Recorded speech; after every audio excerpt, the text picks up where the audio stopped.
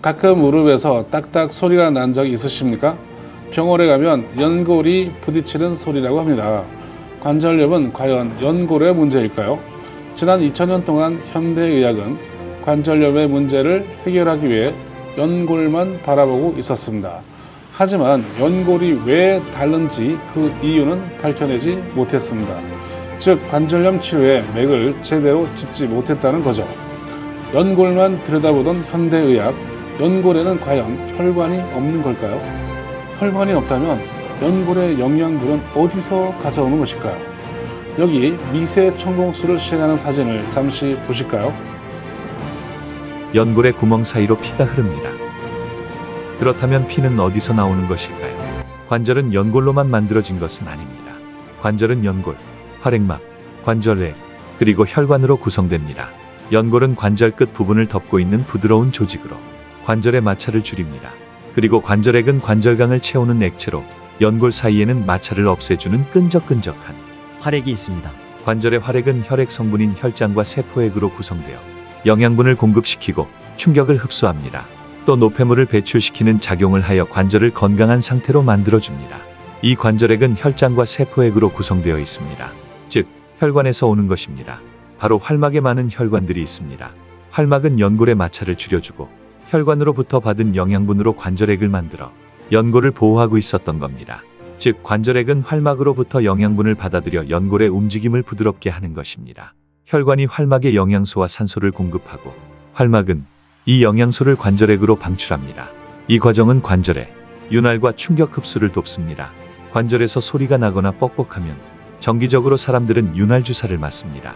사실은 혈액을 통해 받아야 할 영양과 산소가 충분하지 않아 관절막에 장애가 생기면서 관절낭에 보관해야 할 관절액, 즉 윤활액이 부족했던 겁니다. 관절의 불편함은 사실은 혈액순환이 잘 되지 않아 관절이 부드럽게 돌아가기 힘들어서 생겨난 현상이었고, 이 혈액순환 장애로 마찰을 줄여주는 활막도 기능이 저하되었던 겁니다. 이렇게 혈액순환이 되지 않으면 관절은 퇴행하고 노화가 되는 것입니다. 결국은 연골에 피만 잘 돌게 하면 나아질 일이었던 겁니다. 혈액이 막지 못하거나 충격으로 다른 바이러스가 들어왔을 때 힘을 보태주는 면역세포들도 충분한 혈액이 없다면 세균과 싸워 이길 수 없어 염증은 계속 늘어납니다. 혈관은 20대부터 줄어들기 시작해 나이 60대가 되면 40%가 줄어듭니다.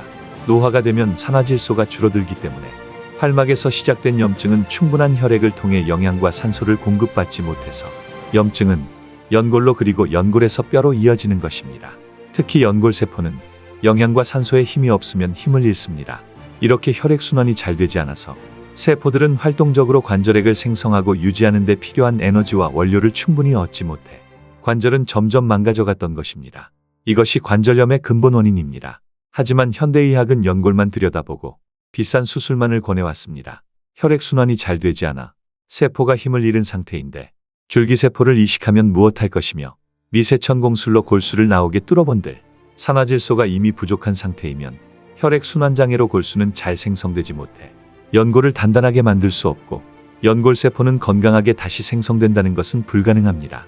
이것이 줄기세포 시술 시 50세 이상은 수술을 추천하지 않는 이유입니다. 상처를 치유하는 우리의 능력은 나이가 들수록 악화되어 많은 경우 만성 상처의 회복 및 발달이 완전히 이루어지지 않게 됩니다. 또 혈액순환이 잘 되지 않을 때에는 수술 부위에 혈전이 생깁니다. 이렇게 생긴 혈전이 혈액을 타고 이동하다가 뇌 쪽으로 가면 뇌졸중, 심장으로 가면 심근경색, 동맥으로 가면 동맥경화가 됩니다. 하지만 결과에 대해서 병원은 책임져 주지 않습니다. 돈은 돈대로 들고 고생은 고생대로 하고 몸은 몸대로 망가지는 이유, 아무도 알려주지 않았기 때문입니다. 아는 것이 힘입니다.